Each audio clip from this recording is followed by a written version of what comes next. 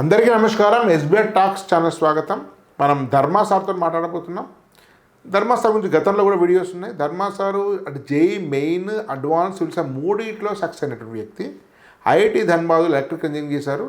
Electrical engineering subject optional తోటి civil service 2 సార్లు entry చేసి త్రుటిలో జాబ్ను కోల్పోయారు. బహుశా కొంచెం అదృష్టం కలిసి వస్తే మనకు ఈ ఎంట్రీ వచ్చే అవకాశం లేకుండా ఐఏఎస్, ఐఎఫ్ఎస్ అయ్యే వ్యక్తి.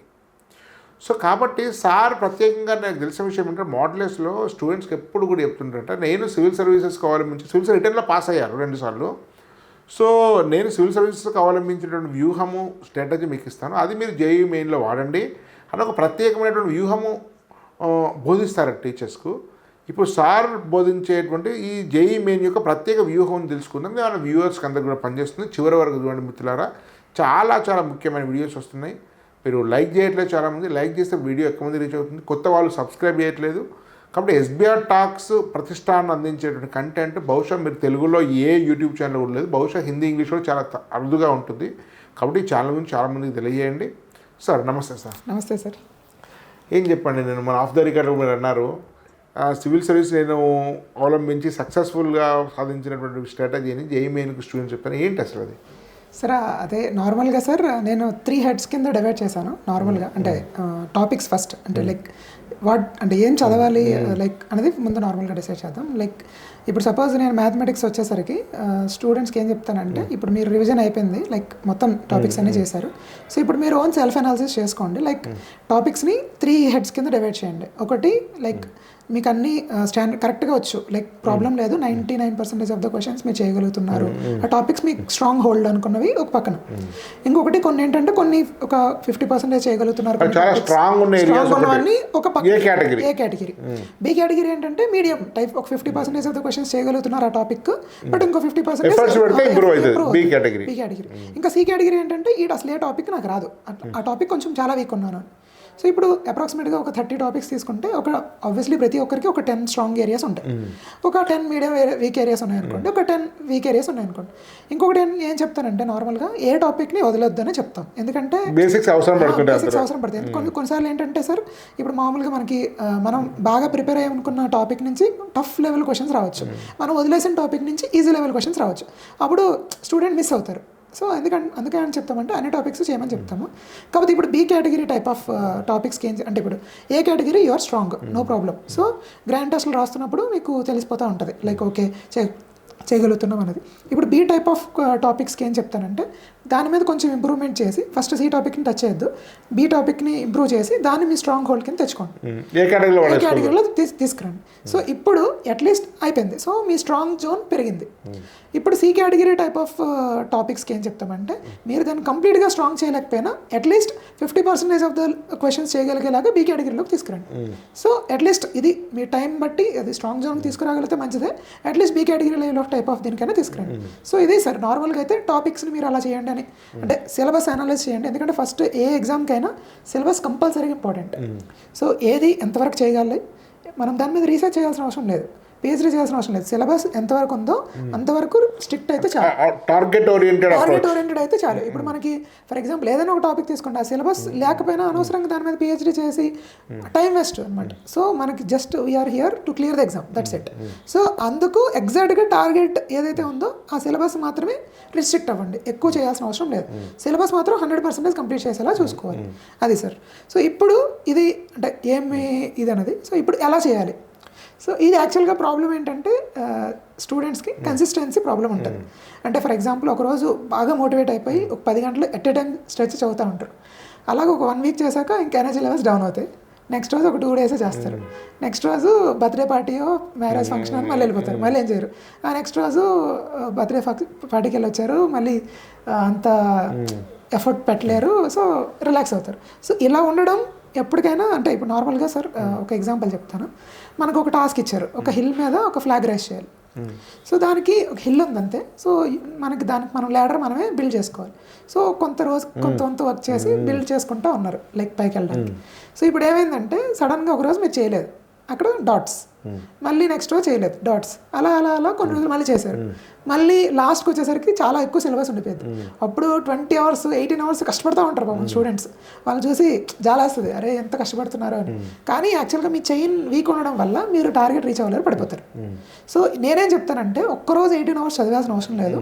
ఎవ్రీడే మీరు ఒక 3 hours 4 hours చదివితే చాలు. కానీ డూ ఇట్ ఎవ్రీడే, కన్సిస్టెంట్గా ఇంప్రూవ్ అవ్వాలి. అది చాలా ఇంపార్టెంట్ అవుతుంది. ఒక్కసారి ఇప్పుడు స్టార్టింగ్ అంతా కొంచెం చిల్ అయ్యి లాస్ట్కి ఒక్కసారి ఎక్కువ బడెన్ ఓవర్ బడెన్ తీసుకొని చైన్ వీక్ అవ్వడం కంటే సింపుల్గా ఎవ్రీడే కన్సిస్టెంట్గా కొంచెం కొంచెం తక్కువ టైం చేసినా కన్సిస్టెంట్గా ఎవ్రీడే చేయడం వల్ల చాలా ఇది అవుతుంది. సో స్టూడెంట్స్ కూడా అడుగుతారు, sir in the era of social media కన్సిస్టెన్సీయే బిగ్గెస్ట్ డ్రాబ్యాక్ అని. సో అదే సార్ అక్కడే డిఫైన్ అవుతుంది వాట్ లైక్ అంటే గుడ్ స్టూడెంట్కి లైక్ కొంచెం టైం వేస్ట్ చేసే స్టూడెంట్కి అక్కడే డిఫరెన్స్ వస్తుంది అనమాట. వీడికి నాలెడ్జ్ ఉంటుంది, జస్ట్ ఆ కన్సిస్టెన్సీ లేకపోవడం వల్ల తనకి ర్యాంక్స్లో ఇబ్బంది అవుతుంది అనమాట. సో కన్సిస్టెన్సీ చాలా ఇంపార్టెంట్ ఫ్యాక్టర్ అవుతుంది.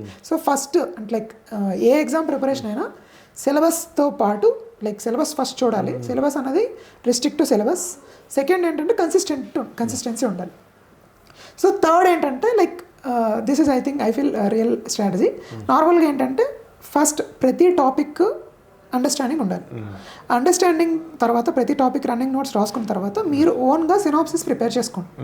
సో సినాప్సిస్ అంటే జస్ట్ ఎగ్జాంపుల్ చెప్తాను, సినాప్సిస్ ఎంత ఇంపార్టెంట్ అన్నది. జస్ట్ ఫర్ ఎగ్జాంపుల్ సార్, మనం ఒక రెస్టారెంట్కి వెళ్ళాం. సో మనం ఒక రెస్టారెంట్కి వెళ్ళి ఏదో ఒక డిష్ ఆర్డర్ చేసాం. సో ఎంతసేపు పడుతుంది సార్? నార్మల్గా ఒక 15-20 minutesలో తీసుకొస్తారు. ఏదో ఒకటి పనీర్ రిలేటెడ్ ఒక పనీర్ గ్రేవీ ఏదో ఒకటి ఆర్డర్ చేశారు. ఎంతసేపు పడితే 15-20 minutesలో తీసుకొస్తారు. అదే సేమ్ డిష్ మనం ఇంటికి వెళ్ళాం. ఇంటికి వెళ్ళి ఇంటి దగ్గర సేమ్ డిష్ ప్రిపేర్ చేసుకోవాలంటే మినిమం 1.5 hours 2 hours పడుతుంది. డిఫరెన్స్ ఏంటి సార్? డిఫరెన్స్ అన్నీ రెడీగా షాప్లో రెస్టారెంట్లో ఒక గ్రేవీ రెడీగా ఉంటుంది. ఆ గ్రేవీలో జస్ట్ రా ఫామ్లో ఉంటాయి, జస్ట్ పీసెస్ అన్ని కట్ చేసి అందులో పెట్టి ప్రిపేర్ చేసి ఇస్తారు. సో ఈ గ్రేవీ ఎలాంటిదో మన సినాప్సిస్ కూడా అలాంటిది. సో ప్రతి టాపిక్కి సినాప్సిస్ ప్రిపేర్ చేసుకొని ఉంటే, సపోజ్ రేపు జేఈఈ మెయిన్స్ ఎగ్జామ్ ఉంది, ఈ రోజు ఓపెన్ కాంబినేషన్లో కూడా మరి కన్వీనియంట్ పెట్టుకోవచ్చు. ఇప్పుడు సపోజ్ ఈ రోజు రేపు ఎగ్జామ్ ఉంటే ఈ రోజు మళ్ళీ ఇంట్రడక్షన్ నుంచి ఎండింగ్ వరకు టెక్స్ట్ బుక్ చదువుతామంటే ఇప్పటికీ అవ్వదు. సో మన ఓన్ సినాప్సిస్ రాసి పెట్టుకుంటే వాడు సినాప్సిస్ అంటే వాడికి ఏది స్ట్రాంగ్ ఏది వీక్ ఏది అవసరం ప్రకారం చేసుకుంటారు అది. సో వాళ్ళ ఓన్ హ్యాండ్ రిటన్ సినాప్సిస్ కంపల్సరీగా ప్రిపేర్ చేసి పెట్టుకోవాలి. మెడిసిన్ కదా పేషెంట్ నేచర్ ప్రకారం ఏ డోస్ ఎవరికి ఇస్తారో ఎట్లా వాడాలనే దాన్ని బట్టి ఇది కూడా అంతే. కానీ ఏదో మెటీరియల్ ఉంది కదా, ఆన్లైన్ ఉంది కదా, డిజిటల్ ఉంది కదా, అది సంబంధం కాదు. ఇప్పుడు నేను సపోజ్ ఫార్ములా షీట్ ఇచ్చాను అనుకోండి, ఆ ఫార్ములా షీట్ వల్ల అది నీకు వర్కౌట్ కాదు. అది నీ ఓన్ అంటే మేబీ కొన్ని ఫార్ములాస్ తెలుసొచ్చు, బట్ అప్లికేషన్ నీకు రాదు. సో నీకు ఓన్గా రన్నింగ్ నోట్స్ ఫస్ట్ చదివి దాని నుంచి నీ ఓన్గా సినాప్సిస్ పెట్టుకొని క్వశ్చన్స్ సాల్వ్ చేస్తే, previous year questions what ever it maybe, questions solve చేస్తే నీ కాన్ఫిడెన్స్ లెవెల్ పెరుగుతుంది. అది first point. Second point, synopsis రాసి పెట్టుకుంటే అయిపోతుందా అంటే అలా కూడా కాదు. సో మనం నార్మల్గా ఎవెంజర్స్ మూవీ చూసే ఉంటారు. ఎవెంజర్స్లో థానోస్ అనే క్యారెక్టర్ ఉంటుంది. థానోస్ క్యారెక్టర్ ఏంటంటే స్టోన్స్ కలెక్ట్ చేస్తారు అనమాట. స్టోన్స్ అన్నీ ఒక్కొక్కటి కలెక్ట్ చేసి ఒకేసారి అప్లై చేస్తాడు. సో అలాగా సినాప్సిస్ అన్ని కవర్ చేసి మీరు దాన్ని రివైజ్ చేసి, రివిజన్ చాలా ఇంపార్టెంట్ అనమాట, రివైజ్ చేసి ఎగ్జామ్లో ఒకేసారి అప్లై చేయాలి. సో అది అనమాట. సో ఇట్ సైడ్ మీ గ్రేవీ ప్రిపేర్ చేసుకోండి. Like gravy means your synopsis. Thanos కూడా అవ్వండి. Thanos means you have to collect all the information, revision, then you have to apply it in the exam. So ఇది చాలా important అవుతుంది. Revision చాలా important factor అవుతుంది sir. ఎందుకంటే maybe for example మీరు next year జనవరిలో అటెంప్ట్ చేస్తున్నారనుకోండి, ఎప్పుడో 2025లో రాస్తున్నారంటే 23లో స్టార్టింగ్లో అయిన టాపిక్ 25 జనవరికి గుర్తే ఉండదు. అప్పుడు మీరు చాలా టఫ్ లెవెల్ క్వశ్చన్స్ చేసి ఉండొచ్చు. కానీ మీరు మళ్ళీ రివైజ్ చేయకపోతే మీరు 2025 జనవరిలో మళ్ళీ మీకు ఆ టైప్ ఆఫ్ మోడల్ గుర్తురాదు. మనం ఆదిశంకరాచార్య వివేకానంద అయితే గుర్తు పెట్టుకోవాల్సిన, రివిజన్ చేయాల్సిన అవసరం లేదు. మామూలు మనుషులు కాబట్టి మనకి కంపల్సరీగా మల్టిపుల్ టైమ్స్ రివిజన్ చేయాల్సి ఉంటుంది. మల్టిపుల్ టైమ్స్ రివిజన్ చేస్తేనే అది గుర్తుంటుంది.